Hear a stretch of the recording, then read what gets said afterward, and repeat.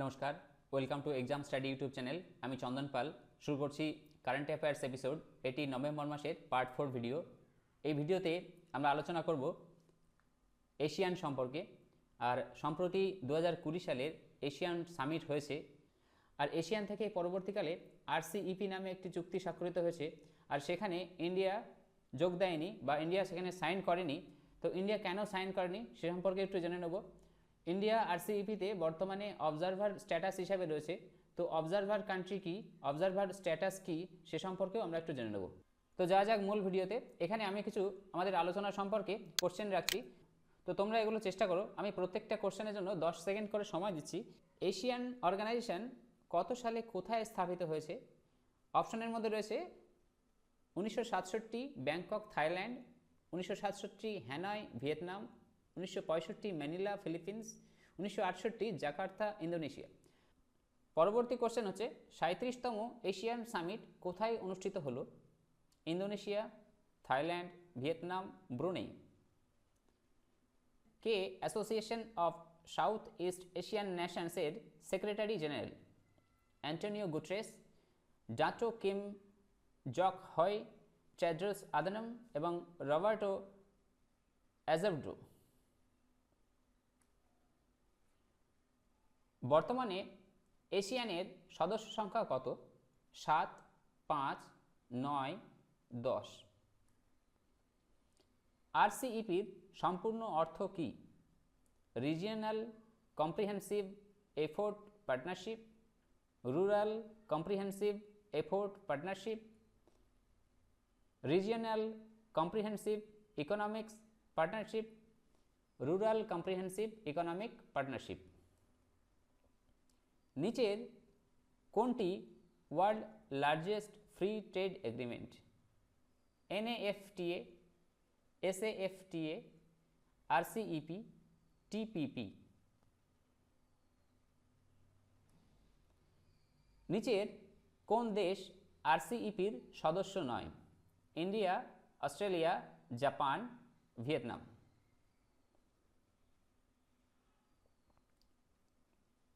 নিচের কোন স্টেটমেন্টটি RCEP-র সঙ্গে সম্পর্কিত নয়? RCEP বিশ্বের সবচেয়ে বড় ট্রেড এগ্রিমেন্ট। RCEP-র আওতায় আসে বিশ্বের 30% জনসংখ্যা ও 30% GDP। ভারত RCEP-র সদস্য নয়, কেবল অবজারভার কান্ট্রি। RCEP-তে 16টি দেশ সম্মতি দিয়েছে। তো চলে আসি আমাদের মূল প্রশ্নের ডিসকাশন পার্টে। তো সম্প্রতি এশিয়ানের 37 সামিট অনুষ্ঠিত হয়েছে। আর এই সামিট অনুষ্ঠিত হয়েছে কোন স্থানে? এটি হচ্ছে ভিয়েতনাম, হ্যানয় ভিয়েতনাম। তো দেখে নেওয়া যাক এশিয়ান কি। এশিয়ান হচ্ছে association of south east Asian nation. তো দেখে নেওয়া যাক এই ছবিতে এশিয়ান কোন জায়গাটায় আছে। বলছে এশিয়ান। তো দেখে নেওয়া যাক এই ছবিতে এশিয়ানের লোকেশন ঠিক কোনখানে। এশিয়ানের সম্পূর্ণ অর্থ হচ্ছে association of south east Asian nation. তো এটাকে যদি আমরা নর্থ পোর্শন ধরি, এটা সাউথ, এটা ইস্ট, আর এটা ওয়েস্ট। তো এখানে আছে সাউথ ইস্ট, অর্থাৎ এই রিজিয়নে এশিয়ানের সদস্য হিসাবে ধরা হবে। তো দেখে নেওয়া যাক এই রিজিয়নে কোন কোন দেশ রয়েছে। তো ম্যাপ বেসডে এশিয়ার দেশগুলো দেখতে গেলে এখানে মায়ানমার, এটা থাইল্যান্ড, এখানে হচ্ছে কম্বোডিয়া, ওপরে হচ্ছে লাওস, এরকম পোর্শনটা হচ্ছে ভিয়েতনাম, এটা হচ্ছে সিঙ্গাপুর, এটা হচ্ছে ইন্দোনেশিয়া, এখানে হচ্ছে মালয়েশিয়া আর ফিলিপিন্স এখানে, আর ব্রুনেই হচ্ছে এই জায়গাটা হচ্ছে ব্রুনেই। তো এশিয়ান এই সংগঠনটির ফাউন্ডেশন হয় 8ই আগস্ট 1967। আর ফাউন্ডেশনের সময় যে মেম্বারগুলো ছিল তার মধ্যে ছিল ইন্দোনেশিয়া, মালয়েশিয়া, ফিলিপিন্স, সিঙ্গাপুর এবং থাইল্যান্ড। পরবর্তীকালে 1984 সালে ব্রুনেই, 1995 সালে ভিয়েতনাম, লাওস ও মায়ানমার 1997 সালে এবং কম্বোডিয়া 1999 সালে এশিয়ানে সংযুক্ত হয়। আর এশিয়ানের মেন পারপাস বা মুখ্য উদ্দেশ্য ছিল ইন্টার গভর্নমেন্টাল কোঅপারেশনকে আরও শক্তিশালী করা, যে জন্য ইকোনমিক্স, পলিটিক্স, সিকিউরিটি এবং মিলিটারি ও এডুকেশনালকে আরও প্রমোট করা যায়। আরও ইন্টিগ্রেশন করা যায়।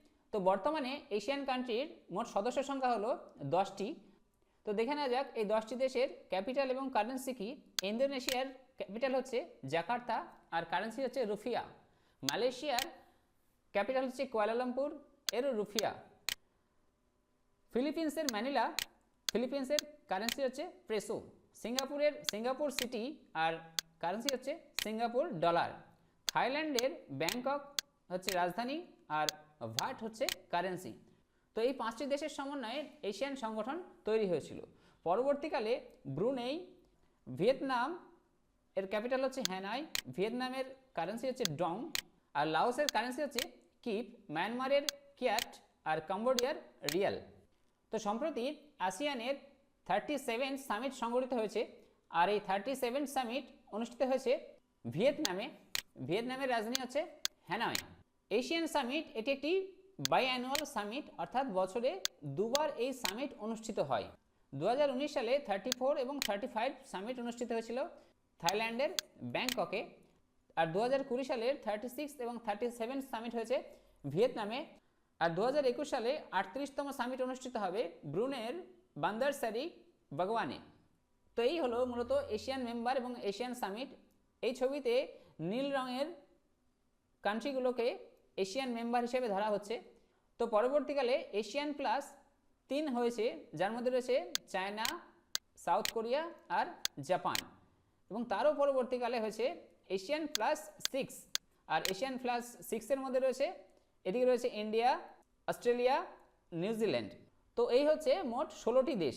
আর এই 16টি দেশকে নিয়েই 2013 সাল থেকে 2020 সাল পর্যন্ত একটি সংগঠন তৈরির কথা ভাবা হচ্ছে, যেখানে ইকোনমিক কোঅপারেশন তৈরি করা যায়। আর সেই সংগঠনটির নাম হচ্ছে আরসিইপি। আর আরসিইপিতে কে রয়েছে? আরসিইপিতে রয়েছে এশিয়ানের 10 কান্ট্রি প্লাস 6 কান্ট্রি, যার মধ্যে এশিয়ার 10 কান্ট্রি হচ্ছে Brunei, Cambodia, Indonesia, Laos, Malaysia, Myanmar, Philippines, Singapore, Thailand, Vietnam. আর অন্য যে 6 কান্ট্রি হচ্ছে সেটি হচ্ছে Australia, China, India, Japan, South Korea আর নিউজিল্যান্ড। এই আরসিইপির ফুল ফর্ম হচ্ছে রিজিওনাল কম্প্রিহেন্সিভ ইকোনমিক পার্টনারশিপ। তো রিজিওনাল কম্প্রিহেন্সিভ ইকোনমিক পার্টনারশিপ, আরসিইপির ফুল ফর্ম হচ্ছে রিজিওনাল কম্প্রিহেন্সিভ ইকোনমিক পার্টনারশিপ। তো আরসিইপির মেইন পারপাস হচ্ছে ফ্রি ট্রেড এগ্রিমেন্ট তৈরি করা, intergovernmental free trade agreement তৈরি করা। তো ফ্রি ট্রেড এগ্রিমেন্টটা কি? ফ্রি ট্রেড এগ্রিমেন্টটা হচ্ছে একটা বিজনেস এগ্রিমেন্ট, যেখানে এই সমস্ত দেশগুলো থাকবে আর এই সমস্ত দেশগুলোর মধ্যে বিজনেসের এগ্রিমেন্ট ফ্রি থাকবে। যেমন চীনের তৈরি কোনো প্রোডাক্ট যদি ইন্ডিয়ার কোনো বন্দরে আসে, তো ইন্ডিয়ার যারা কাস্টম অফিসার আছে তারা চীনের ওই প্রোডাক্টের উপরে কাস্টম ডিউটি লাগিয়ে দেবে। কাস্টম ডিউটি প্রায় 20 থেকে 30% বা তারও বেশি হতে পারে। তো চীনে দেখা যাচ্ছে কোনো প্রোডাক্টের দাম হচ্ছে 100 টাকা, তো সেখানে আরও সেটা 30% ট্যাক্স গভর্নমেন্টকে দিতে হবে, ইন্ডিয়ান গভর্নমেন্টকে দিতে হবে। তো 30% ট্যাক্স ইন্ডিয়া গভর্নমেন্টের ইনকাম হচ্ছে এখান থেকে। কিন্তু ফ্রি ট্রেড এগ্রিমেন্ট হয়ে গেলে চীন থেকে আসা এই পণ্যের উপর ইন্ডিয়া এই হারে ট্যাক্স লাগাতে পারবে না। ফলে ভারতের মার্কেটে চাইনিজ দ্রব্য আরও কম দামে বিক্রি হবে, আর গভর্নমেন্টের এই চাইনিজ দ্রব্য ইম্পোর্ট করতে গেলে গভর্নমেন্টের ইনকামও বন্ধ হয়ে যাবে। তো এটা একটা ফ্রি ট্রেড এগ্রিমেন্টের সমস্যা। একদিকে লাভ আছে, যারা কাস্টমার আছে কাস্টমাররা কিন্তু কম দামে জিনিস পাবে, কিন্তু গভর্নমেন্টে যে কাস্টম ডিউটি বসাতে পারে সেই কাস্টম ডিউটিতে গভর্নমেন্টের প্রচুর লস হয়ে যাবে। তবে হ্যাঁ, জনসাধারণ কিন্তু খুব কম দামে প্রোডাক্ট পাবে। তো সম্প্রতি আরসিইপির যে এগ্রিমেন্ট স্বাক্ষরিত হয়েছে সেখানে 15টি মেম্বার এগ্রিমেন্টে সিগনেচার করেছে ইন্ডিয়া বাদে। ইন্ডিয়া যদি এগ্রিমেন্ট করতো তাহলে এখানে 16 জন কান্ট্রি আরসিইপির মধ্যে চলে আসতো। আরসিইপিতে 15টি মেম্বার সাইন করেছে, ইন্ডিয়া আরসিইপিতে সাইন করেনি। এই আরসিইপি বা রিজিওনাল কম্প্রিহেন্সিভ ইকোনমিক পার্টনারশিপ এটি হচ্ছে ওয়ার্ল্ডের লার্জেস্ট ট্রেড ব্লক, যার ইকোনমিক হচ্ছে $26 ট্রিলিয়ন। আর আরসিইপির মধ্যে ওয়ার্ল্ড পপুলেশনের 30% লোক বসবাস করে, আর ওয়ার্ল্ড জিডিপি বা গ্রস ডোমেস্টিক প্রোডাকশনের 30% আওতায় আসে আরসিইপির, এবং গ্লোবাল ট্রেডের 28% এবং গ্লোবাল ইনভেস্টমেন্টের 32% আরসিইপির আওতায় আসে। তো ইন্ডিয়া কেন এই আরসিইপিতে সিগনেচার করলো না সেটা দেখা যাক। ইন্ডিয়া আরসিইপিতে সিগনেচার না করার একটা অন্যতম কারণ হচ্ছে ট্রেড ডেফিসিট। ট্রেড ডেফিসিট কি? ট্রেড ডেফিসিট হচ্ছে বাণিজ্যিক ঘাটতি। তো ইন্ডিয়ার পূর্ব সাইডের এইসব দেশ যেমন চীন হোক, জাপান হোক, ভিয়েতনাম হোক বা এইসব দেশগুলোর সঙ্গে সাউথ কোরিয়া হোক, ট্রেড ডেফিসিট আছে। তো ট্রেড ডেফিসিটটা কি? ট্রেড ডেফিসিট হচ্ছে যখন কোনো দেশ ইম্পোর্টের থেকে এক্সপোর্ট কম করে। ট্রেড ডেফিসিট হচ্ছে যখন কোনো দেশ ইম্পোর্টের থেকে এক্সপোর্ট কম করে। যেমন চায়না প্রত্যেক বছর $65 বিলিয়ন এক্সপোর্ট করে, অর্থাৎ আমাদের দেশে ইম্পোর্ট হয় চাইনিজ আইটেম $65 বিলিয়ন। কিন্তু আমরা চীনে কত টাকার বিজনেস করতে পারি? আমরা চীনে এক্সপোর্ট করতে পারি মাত্র $10 বিলিয়ন কাছাকাছি। তো এখানে ট্রেড ডেফিসিট হচ্ছে 65 মাইনাস 10 অর্থাৎ $55 বিলিয়ন আমাদের ট্রেড ডেফিসিট হচ্ছে প্রত্যেক বছর। অর্থাৎ $55 বিলিয়ন মূল্যের সম্পদ, অর্থ ইন্ডিয়া থেকে চায়নায় চলে যাচ্ছে। তো এটাই হচ্ছে ট্রেড ডেফিসিট। এর সঙ্গেই আছে ব্যালেন্স ট্রেড। ব্যালেন্স ট্রেড হচ্ছে যখন ইম্পোর্ট আর এক্সপোর্ট সমান হয়ে যায়। যেমন চায়না যদি 100 টাকার জিনিস পাঠায়, আমরা যদি চায়নাতে 100 টাকার জিনিস পাঠাই, তো ব্যালেন্স ট্রেড হয়ে যাচ্ছে। সেক্ষেত্রে সেখানে বলা হবে সেটা ব্যালেন্স ট্রেড। তো ইন্ডিয়া আরসিইপিতে জয়েন না করার মেন উদ্দেশ্য হচ্ছে ইন্ডিয়ার যে ডোমেস্টিক প্রোডাকশানগুলো আছে সেগুলো কিন্তু মার খেয়ে যাবে। যেমন চায়নার কথা ধরলে চায়না কিন্তু ওয়ার্ল্ডের সবচেয়ে বেশি স্টিল উৎপন্ন করে। বা অস্ট্রেলিয়ার কথা ধরলে অস্ট্রেলিয়া যা কৃষিকাজ হয়, যা মুরগি পালন হয়, যা গরু আছে, সেখানে অস্ট্রেলিয়ার দুধ কিন্তু অনেক বেশি প্রোডাকশান হয়, হিউজ পরিমাণ প্রোডাকশান হয়। সেই সব প্রোডাকশান আরসিইপিতে যেই ইন্ডিয়া এই ফ্রি ট্রেড এগ্রিমেন্টে সাইন করে দেবে, তখন ইন্ডিয়ান মার্কেটে দেখা যাবে যে চাইনিজ স্টিল ভরে গেছে বা অস্ট্রেলিয়ান মিল্ক বাজার ছেয়ে গেছে। তো ইন্ডিয়ান যে প্রোডাকশানগুলো আছে সেগুলো অত্যন্ত মার খাবে, তাদের বিজনেস লস হয়ে যাবে। কারণ কি?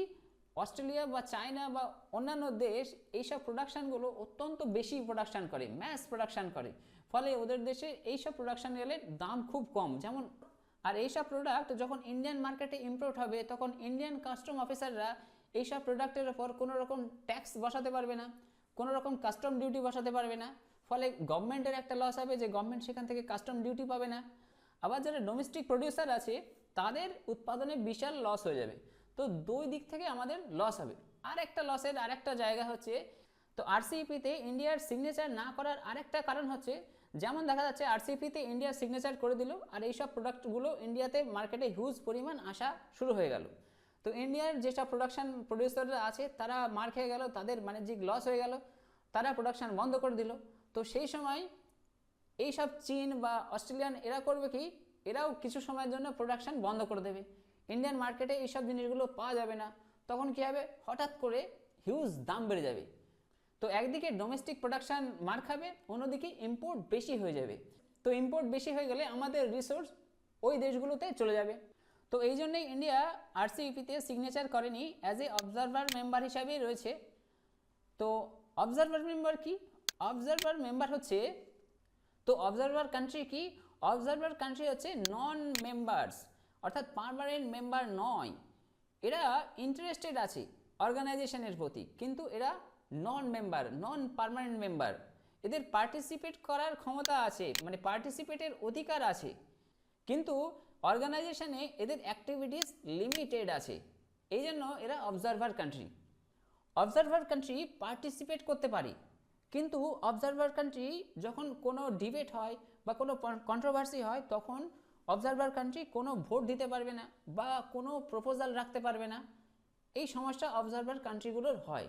তো আরসিইপিতে ইন্ডিয়াকে অবজারভার কান্ট্রি হিসাবে রাখা হয়েছে, আর ইন্ডিয়া এই সময় প্রপোজাল দিতে পারবে না বা কোনো বিতর্কে আসতে পারবে না।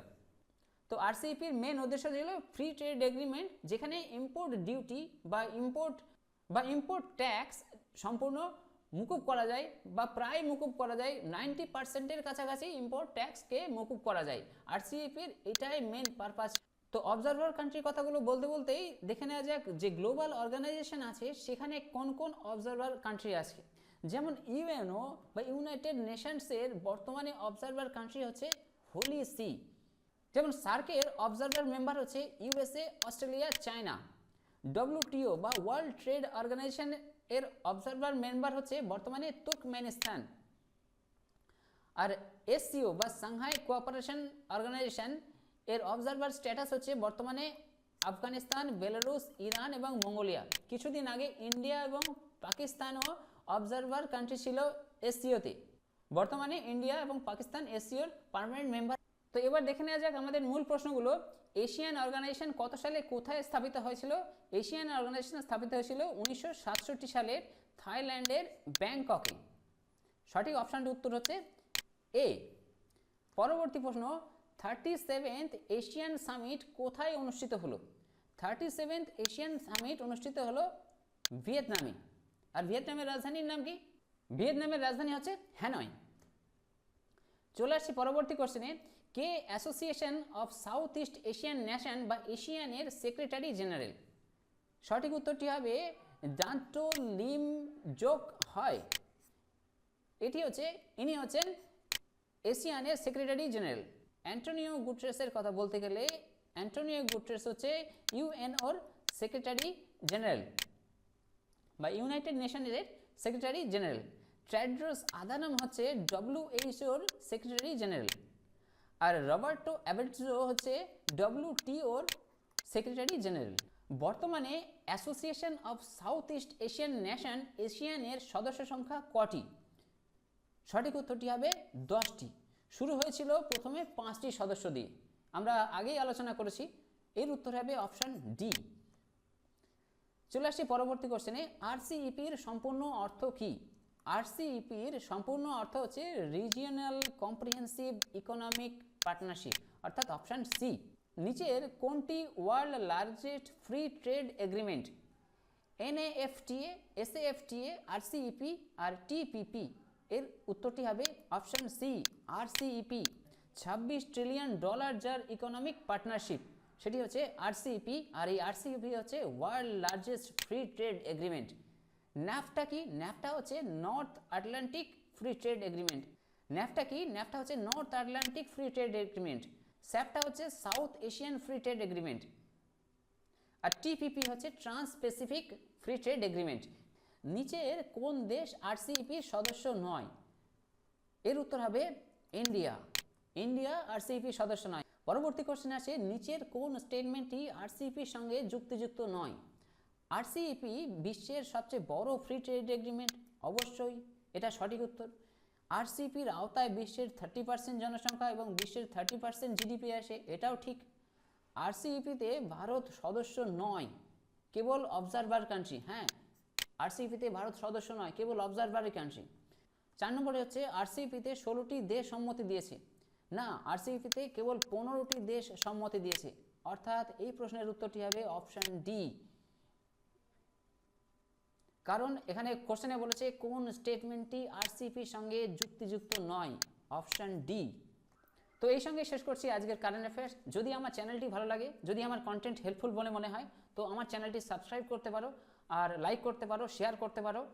পরবর্তী ভিডিও নোটিফিকেশান পেতে পাশে থাকা বেল আইকনটি প্রেস করতে পারো। তো প্রত্যেককেই অসংখ্য ধন্যবাদ এক্সাম স্টাডির পক্ষ থেকে।